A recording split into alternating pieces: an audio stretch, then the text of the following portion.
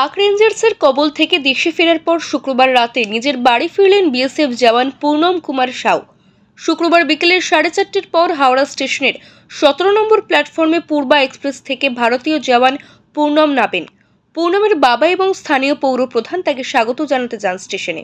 জাতীয় পতাকা এবং ফুলের তোড়া দিয়ে অভ্যর্থনা জানানো হয় তাকে। এরপর হাওড়া স্টেশন থেকে সড়ক পথে রিষড়া পৌঁছান পূর্ণম। সেখানে অপেক্ষায় ছিল তার অন্তঃসত্ত্বা স্ত্রী রজনী ও তার মা। বাড়ির সামনে আসতেই জাতীয় পতাকা হাতে নিয়ে অসংখ্য মানুষ তাকে দেখার জন্য ভিড় জমান। বাড়ির সামনে এসে পরিবারের মা ও স্ত্রীকে দেখে জওয়ান বলে উঠলেন, খুব ভালো লাগছে।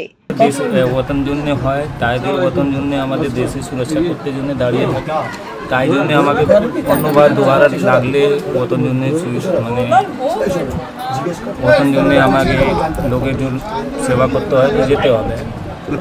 মা বাবা দেশের সঙ্গে এই সিন্দুর অপারেশন হয়েছিল, মা বাবা টেনশনের মধ্যে থাকছো, কেন আমি ওখানে প্রেজেন্টে ছিলাম, এই জন্য টেনশনে ছিল, ওই জন্য দেখা করতে জন্য এসি আমাদের ডিপার্টমেন্টে ছেড়েছে মা বাবার সঙ্গে দেখা করতে।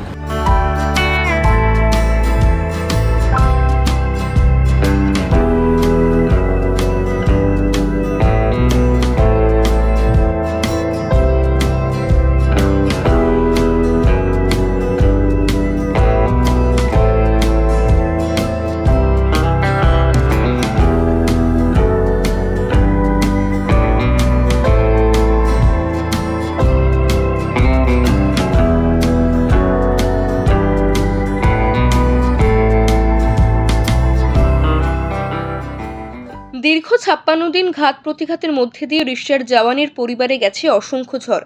পাকিস্তান থেকে মুক্তি পেয়ে ভারতে আসার পর খুশির আনন্দে মেতে ওঠে গোটা সাউ পরিবার। পাশাপাশি বাঁধ ভাঙা উচ্ছ্বাস নিয়ে স্তব্ধ হয়ে পড়ে জওয়ানের গলা।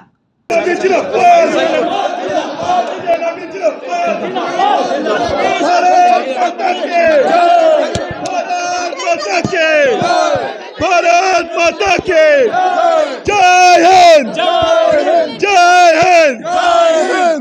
রিষড়া থেকে সুনন্দা দত্তের রিপোর্ট, ওঙ্কার বাংলা।